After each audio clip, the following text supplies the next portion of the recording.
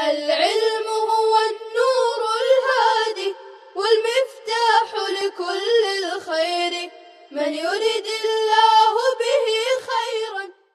بسم الله الرحمن الرحيم. والنكاح المؤقت باطل مثل أن يتزوج امرأة بشهادة شاهدين 10 أيام.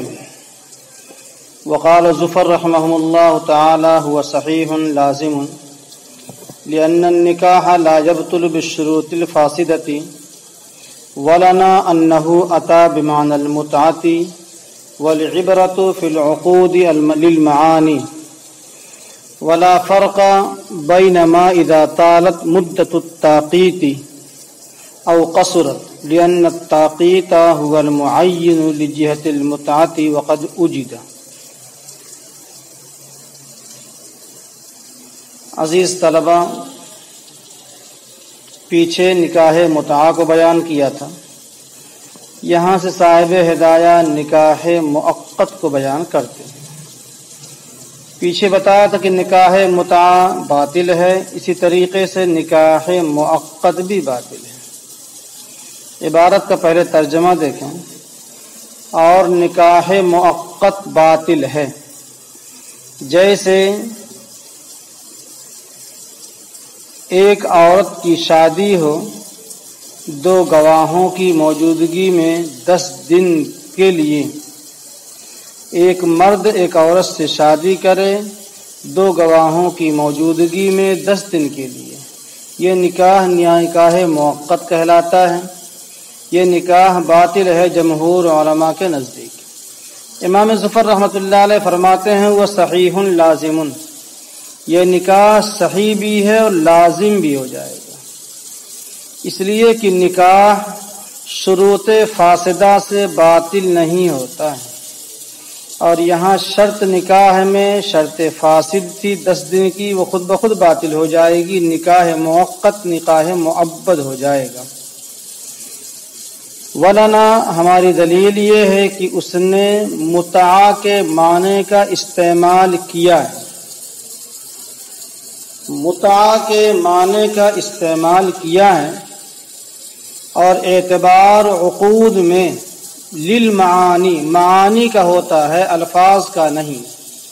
ولا فرق بین ما اذا طالت مدت، اور اس کے درمیان کوئی فرق نہیں ہے کہ جب مدت لمبی ہو، اذا طالت مدت التاقیت، متعین کرنے کی مدت لمبی ہو، او قصرت یا کم ہو، اس لیے کہ متعین کرنا، مؤقت کرنا، وہی متعہ کی جہت کو معین کرنے والا ہے۔ وقد وجدہ، اور یہ چیز پائی گئی۔ پہلے نکاح مؤقت کی تعریف سمجھیں۔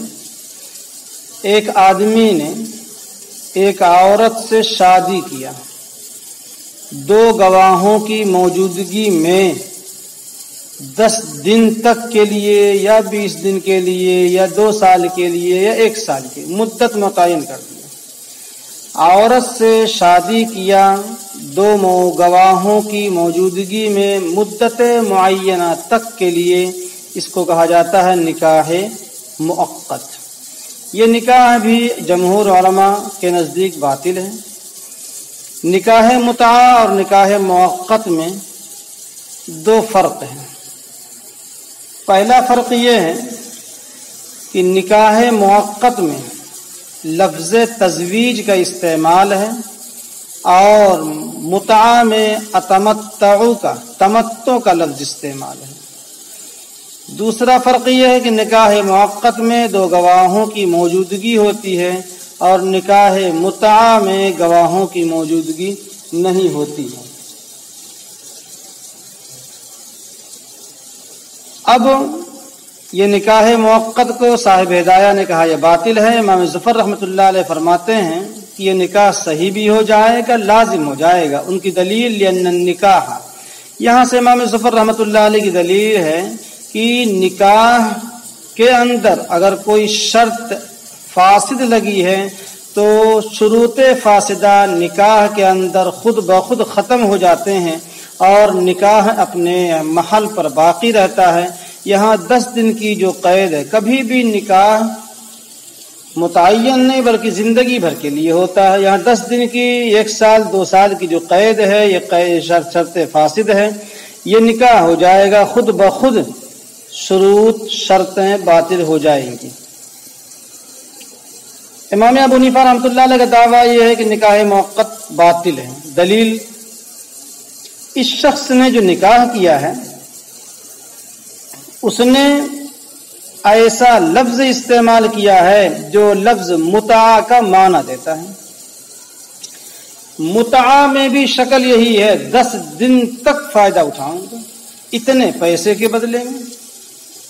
یہاں بھی وہی ہے، 10 دن تک، 1 مہینے تک تم سے شادی کرتا ہوں اتنے مہر کے بدلے میں. دونوں کی شکل ایک ہی ہے. امام ابو حنیفہ رحمۃ اللہ علیہ فرماتے ہیں کہ متعہ کا معنی پائے جانے کی وجہ سے نکاح موقت بھی نکاح متعہ ہو گیا. اور ایک بہت مضبوط بات کہہ رہے ہیں کہ اعتبار عقود میں، معاملے میں معانی کا ہوتا ہے. معنی سے جو سمجھ میں آتا ہے اسی کا اعتبار کر کے اسی سے فتویٰ اور فیصلہ دیا جاتا ہے. یہاں بھی معنی متعین ہے اور وہ معنی متعہ کا ہے. فقہاء نے معانی کا اعتبار کیا جاتا ہے عقود میں، اس کے لیے ایک مثال کہی ہے کہ اگر کسی شخص نے حوالہ دیا اور حوالے میں یہ کہہ دیا کہ اصل سے بھی مطالبہ کر سکتے ہو، تو ایسی صورت میں یہ حوالہ نہیں بلکہ کفالہ کہلاتا ہے. اور اگر کفالت میں یہ کہہ دیا کہ بھائی میں اصل کو بری کرنے، اصل کو سپرد کرنے سے بری ہوں، تو پھر یہ حوالہ ہو جاتا ہے، کفالہ نہیں ہوتا ہے. حوالہ کہتے کس کو ہیں اور کفالہ کہتے کس کو ہیں، یہاں مختصر سمجھ لیجئے. ایک مثال دیتا ہوں. یہ بیٹھے ہیں مولانا سعید صاحب، دوسرے نمبر پر بیٹھے ہیں مولانا اسامہ صاحب، تیسرے نمبر پر بیٹھے ہیں مولانا رضوان صاحب. مولانا سعید، مولانا اسامہ، مولانا رضوان. سعید کا پیسہ باقی ہے اسامہ پر اور اسامہ کا پیسہ باقی ہے رضوان پر. سعید اسامہ سے مطالبہ کر رہا ہے، اسامہ کے پاس پیسے نہیں ہیں، جب رضوان دے کر تب دے دوں گا. پھر کچھ دن کے بعد بیچ میں جو اسامہ ہے، اسامہ نے رضوان سے کہہ دیا کہ بھئی تو جو میرا قرضہ ہے وہ مجھے نہ دے کر کے سعید کو دے دینا. یہ ہو گیا حوالہ. قرضہ مل رہا ہے اس کو، سعید مانگتا اسامہ سے بھی اور اسامہ مانگتا رضوان سے، لیکن اسامہ نے کہہ دیا رضوان سے میرا قرضہ تم دے دینا. اس کا نام حوالہ ہے. اگر اس میں حوالہ تو ہے یہ، لیکن اگر اس نے کہا میں کفیل ہوں، اگر کفالت کا لفظ استعمال کر تو کفالہ نہیں بلکہ حوالہ ہی کہا جائے گا. اور ایسے ہی کفالہ میں ہے کہ یہی اسامہ ہے اور اس کے بعد بیچ میں پہلے نمبر پر سعید ہیں، دوسرے نمبر پر اسامہ ہیں، تیسرے نمبر پر سعید ہیں. رضوان نے کہہ دیا سعید کو کہ اسامہ کا جو قرضہ ہے تمہارا اس کے اوپر، اس کا میں ذمہ دار ہوں، اس کا نام کفالہ ہے. اس میں اگر حوالہ کا لفظ بولا جاتا تو کفالہ ہی رہے گا، یعنی اصل جو معنی ہے اسی کا اعتبار کیا جائے گا. امام ابو حنیفہ رحمۃ اللہ علیہ فرماتے ہیں کہ بھائی یہاں بھی معانی متعہ کے ہیں، لہذا اس کا اعتبار ہوگا. صاحب رائے آگے فرماتے ہیں کہ نکاح موقت میں مدت لمبی ہو یا مدت کم ہو اس کا کوئی اعتبار نہیں، کوئی فرق نہیں ہے، اس لیے کہ متعہ کی جو اصل وجہ حرمت کی ہے اس میں مؤقت کرنا، متعین کرنا ہی ہے، اور لمبی مدت ہو تو بھی متعین کرنا پایا گیا اور لمبی مدت مختصر ہو تو بھی متعین کرنا پایا گیا. حاصل یہ ہے کہ نکاح موقت جمہور علماء کے ہاں صحیح نہیں ہے، باطل ہے.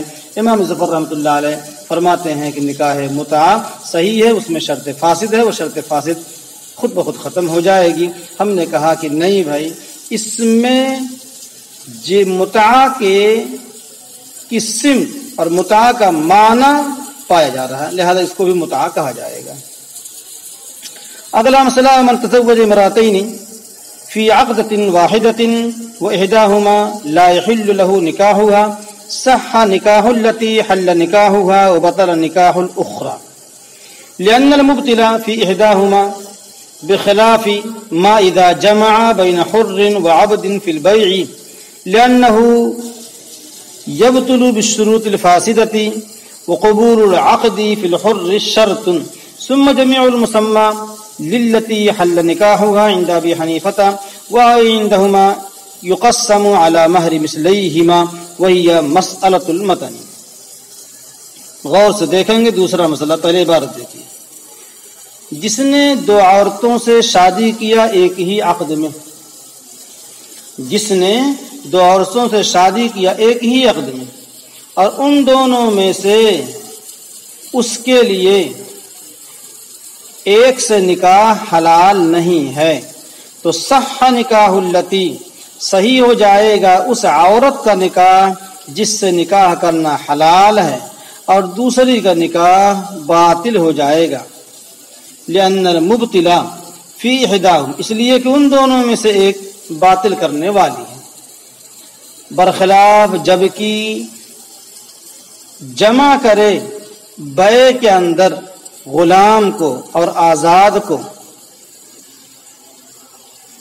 لِأَنَّهُ يَبْطُلُ، اس لیے کہ بیع باطل ہو جاتی ہے شروط فاسدہ سے، اور عقد کو قبول کرنا آزاد کے اندر، بیع کے اندر شرط قرار دی گئی ہے، اور بیع کا منعقد ہونا، عقد کا قبول کرنا شرط ہے اس میں آزاد کے سلسلے میں۔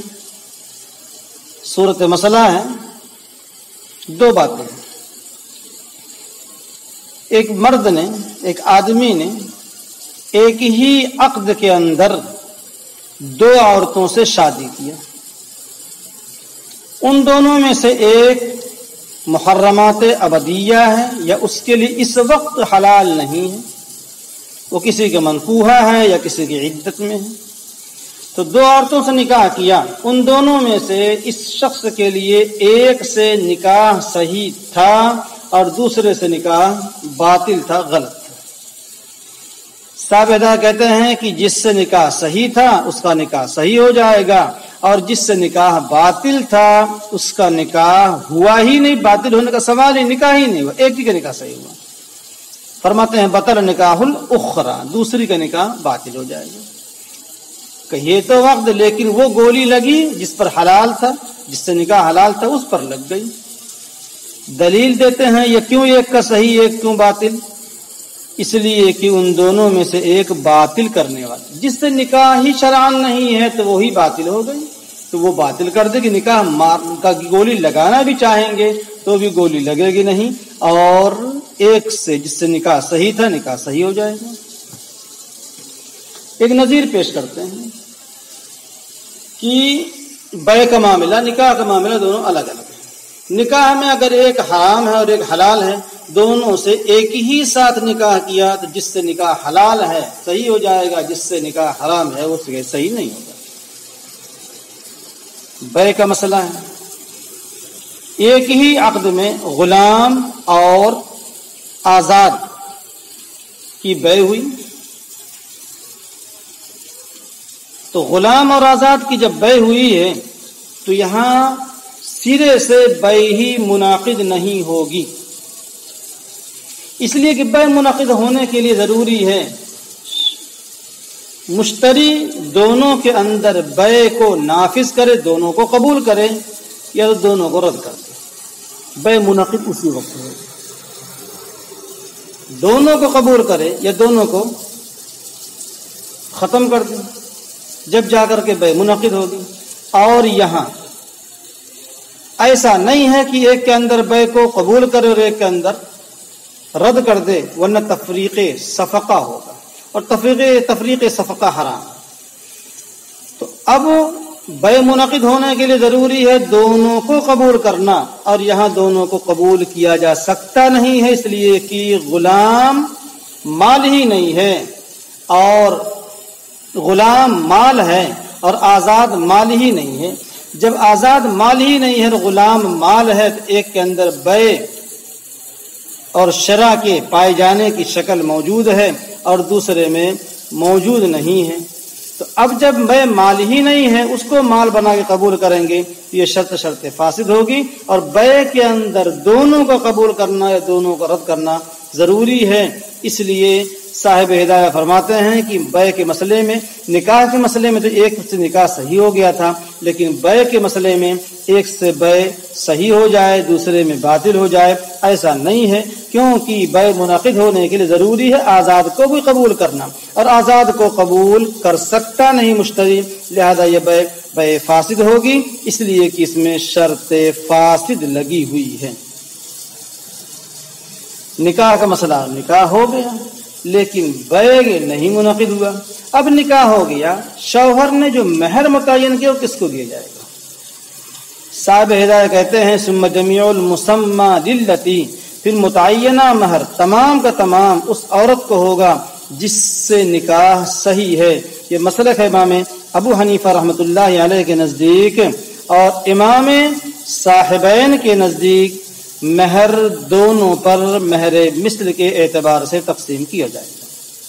یہاں دلیل ذکر نہیں کیا ہے، صرف دعویٰ بتا دیا ہے کہ پورا مہر منکوحہ کو ملے گا، غیر منکوحہ کو مہر نہیں ملے گا۔ امام ابو حنیفہ رحمۃ اللہ علیہ فرماتے ہیں، فقہاء نے اس کی وجہ یہ لکھی ہے کہ دو عورتوں سے نکاح ہوا، تو جب ایک عورت نکاح کا محل ہی نہیں ہے، نکاح اس کا استعمال اس پر صحیح ہی نہیں ہے، تو گویا کہ پورا مہر اس عورت کو ہوگا جس سے نکاح صحیح ہو گیا ہے۔ اور امام صاحبین فرماتے ہیں نہیں، شوہر نے 2 بضعے کے بدلے میں 3000 مہر قبول کیا ہے، 2 بضع، اب اس کو ایک ہی بضع مل رہا ہے تو پھر آدھا آدھا تقسیم کر دیا جائے گا، آدھا مہر دیا جائے گا، یعنی 5000 اور 5000 شوہر کے پاس موجود رہے گا، لیکن یہ تقسیم مہر مثل کے اعتبار سے ہوگی۔ 2 عورتیں ہیں، دونوں کا مہر مثل کیا ہے اس اعتبار سے دیا جائے گا۔ نکاح جو مہر ٹھہرایا گیا وہ 3000 روپے، مہر مثل دیکھا گیا تو ایسی صورت میں جس کا نکاح صحیح ہوا ہے اس کا مہر مثل ہے 2000، اور جس کا نکاح نہیں ہوا ہے اس کا مہر مثل ہے 1000۔ اب تقسیم میں 2000 جس سے مہر نکاح ہوا اس کو دے دیا جائے گا، اور 1000 شوہر کے پاس موجود رہے گا۔ یہی کہہ رہے ہیں عندہما یقسم علی مہر مثلہما۔ صاحب ادا فرماتے ہیں وہی مسئلۃ المتن، یہ مسئلۃ الاثر، یہ مبسوط کا مسئلہ مبسوط کی عبارت ہے۔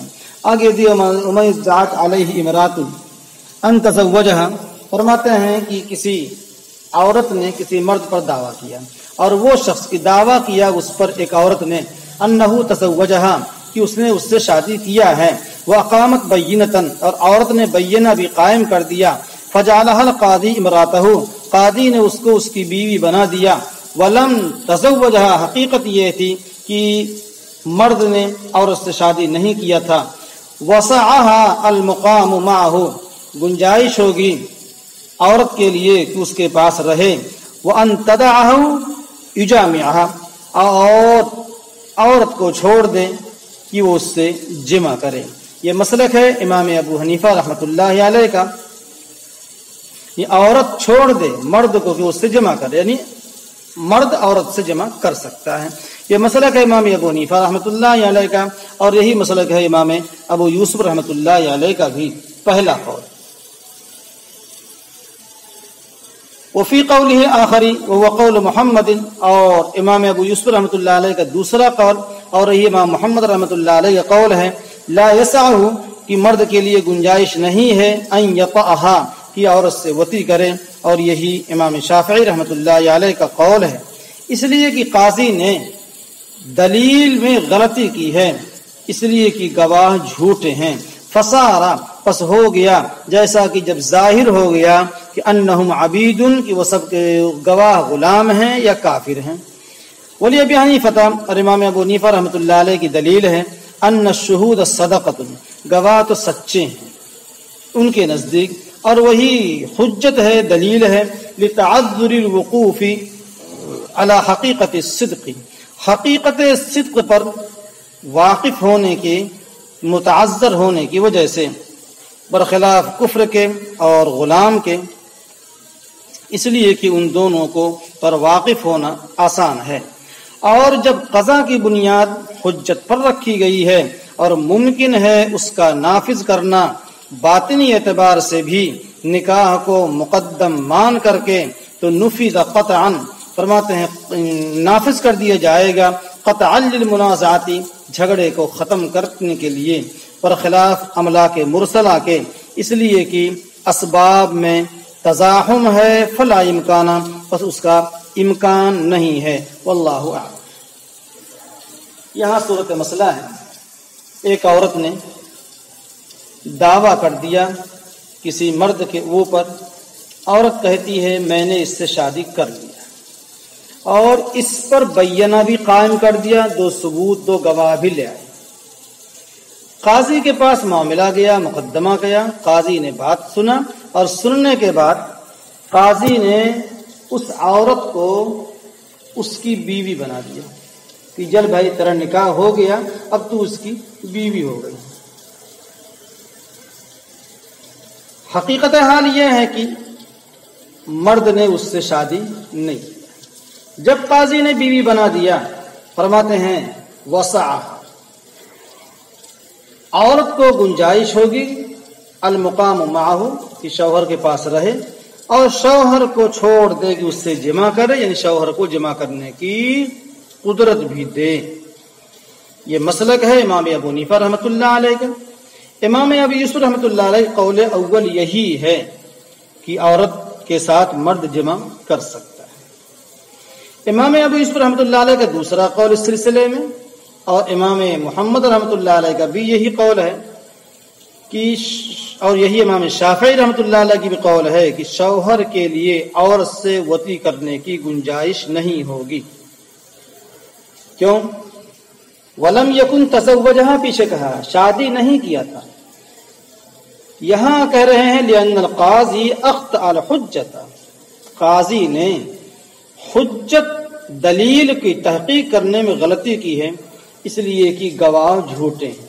حقیقت میں شادی نہیں ہوئی تھی تو گواہ جھوٹے ہوئے نہیں۔